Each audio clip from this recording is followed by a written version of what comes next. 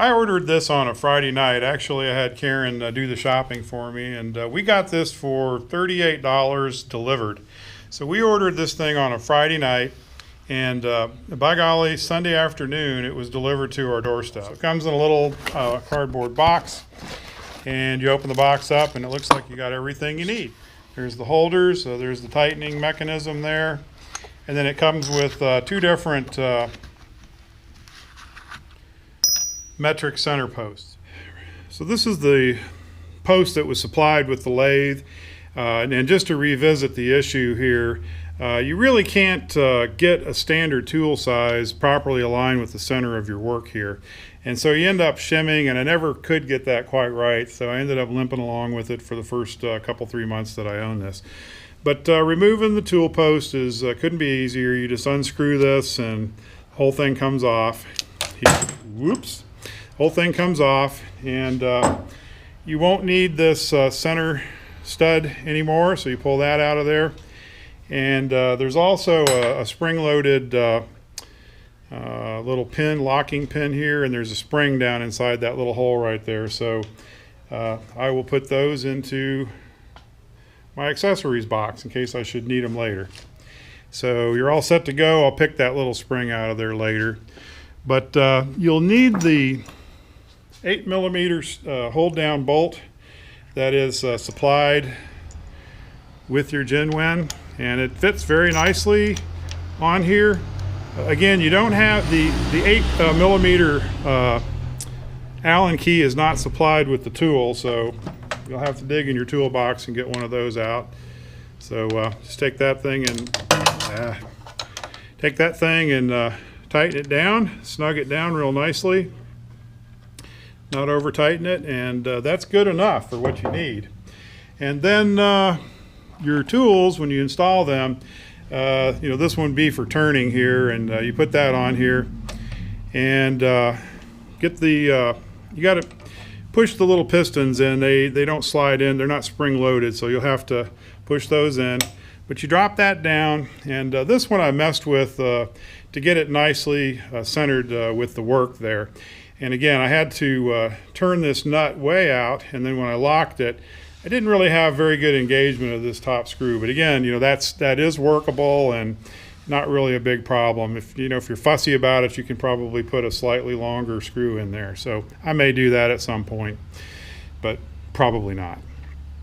And I did some trial cutting with this, and it cuts beautifully. And here's a short demonstration of that.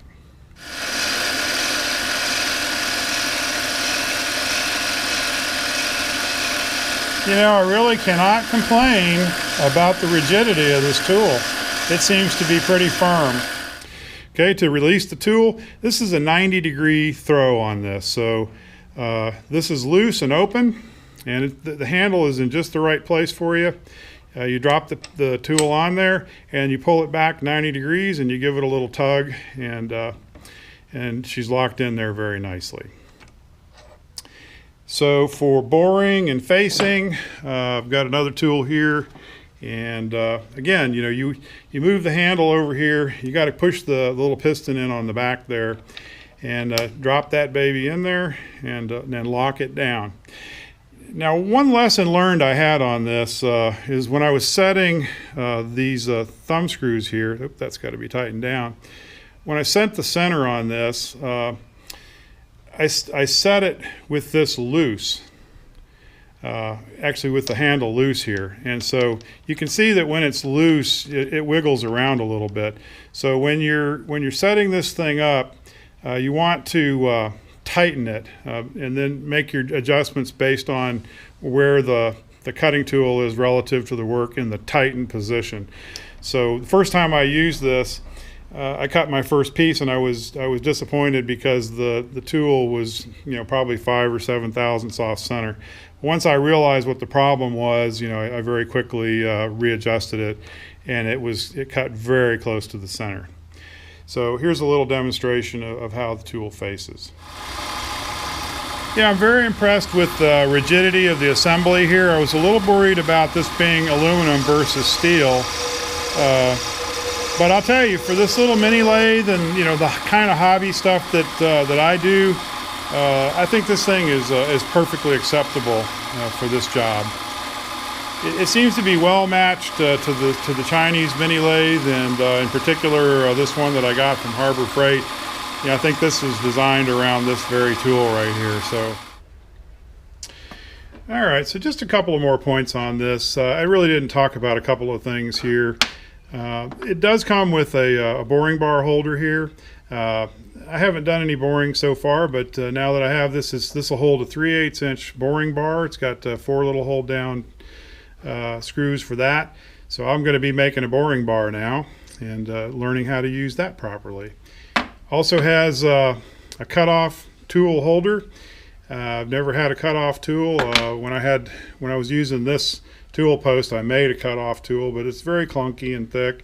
So I will go ahead and buy myself a carbide cutoff tool that'll fit this, and I'm not sure what size it is. It looks like it's maybe a 1/2 inch is what that'll hold. Just some thoughts on this. Again, for the 3/8 inch bit, you might want to get a larger screw here for the adjustment wheel. I might do that, but that's probably low priority for me. It seems to hold firmly now. I've got it tightened down, but again, I don't like that locking nut design. I probably could take this little thumb wheel and maybe turn that down a few thousandths, and that would solve that. The 1/4 inch tool, I didn't really like how far down in these little Allen screws are, and I realized that I can shim this, and who knows, maybe I'll do that, but it holds as is. I probably won't do much with that, but again, you could put larger screws, longer screws in there, or you could probably put a piece of shim stock, but I'd be disappointed if I had to shim this tool. But it's set up. I don't think I'm going to do much with it unless I see a problem down the road with that. The post itself, once I got it properly lubricated, it really works good. I left my grease gun at home, and fortunately I had some pen reel grease, and I lubed this thing up pretty good with that. This nice blue stuff, and it really is working smoothly now. So even though it's got kind of a grainy finish to it, you grease it up good, and it's good enough for what you need to do. So, and it tightens down without a lot of force. You really don't need to over tighten it. So I wouldn't do that, because this is aluminum on aluminum, and that will gall in there if you put too much load on that. What else? Yeah, the hold down bolt that it comes with, this is 8mm, and it's perfect. It works perfect with the mini lathe here, and you got this other smaller one. I guess that's for a different model lathe. I'll just put that in my my fastener drawer. I don't need that. So on balance, I feel like this thing is a pretty good value. I mean, if you're a hobby level machinist like I am, I think this is perfectly adequate. I don't really have any major complaints with it other than what I talked about.